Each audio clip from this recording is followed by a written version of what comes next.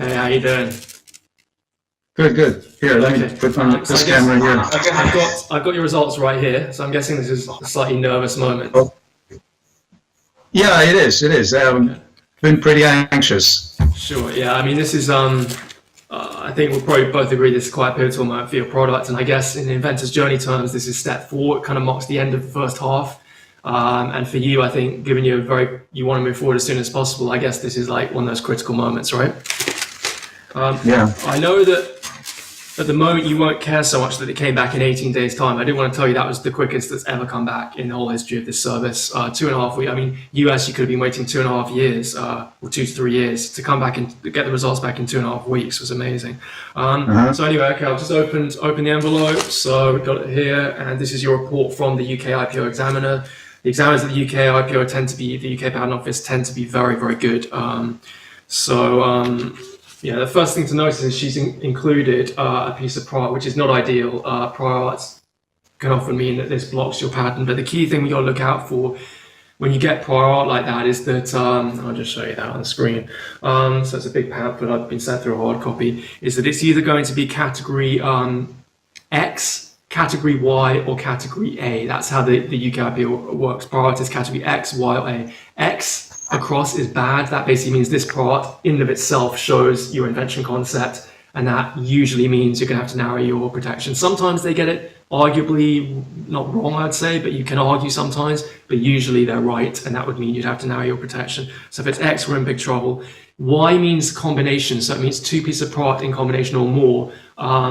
Effectively is seen to read against your invention in combination. That's very unlikely to be the case here because we've only got one piece of product. You'd normally expect at least two if we're going to have a combination rejection. The other possibility is category A, which is the opposite of category X, which actually means it's not a problem. So category A means the examiner's included it because it's close and it's relevant, but actually it doesn't read on your claim. It doesn't block your claim. So I'll just look through the report. So what category was it? Let's have a quick look, see whether you can see this. All the normal stuff. Can you see that on your screen? Are you able to see?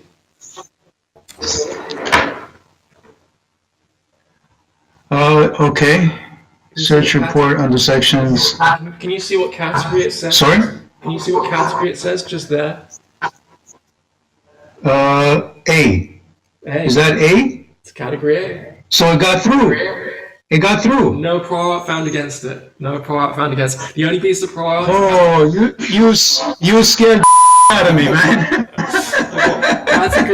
Category. And just to be sure, just so you know, Giuseppe, the level I work at. Whenever this happens, even when a report comes through that I know from my experience means it's clear, I will always phone the examiner and check. So I can tell you, I've actually spoken to the examiner myself, and she has confirmed that. Yeah, your claim won, and therefore all your claims effectively are clear. She couldn't find anything against it. So this is an amazing result. This in terms of the service I provide is probably a seminal moment because as you can imagine, I've had like about 25 patents granted or going to grant myself, a lot of applications filed, and I've had a lot come back clear, of course. But I've never had one this quick. I've never had one in 18 days. Wow.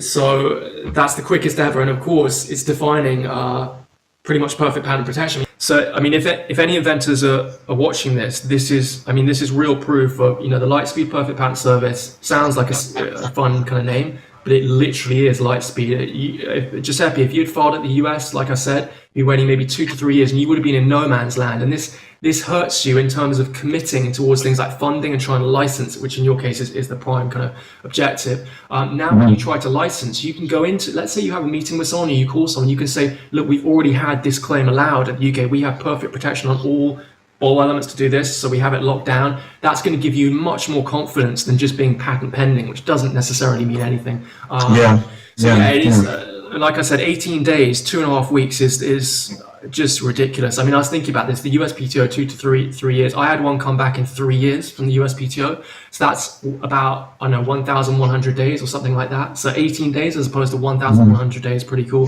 But the key thing is the protection. Wow, yeah. So the perfect protection of your concept is really really incredible as well. So I think it's just evidence that this service now really lives up to the name. I think this is the seminal one where, I mean, even the one before you that I filed came back in 3.5 weeks, which I thought was amazing, but I've never seen one come back in 18 days.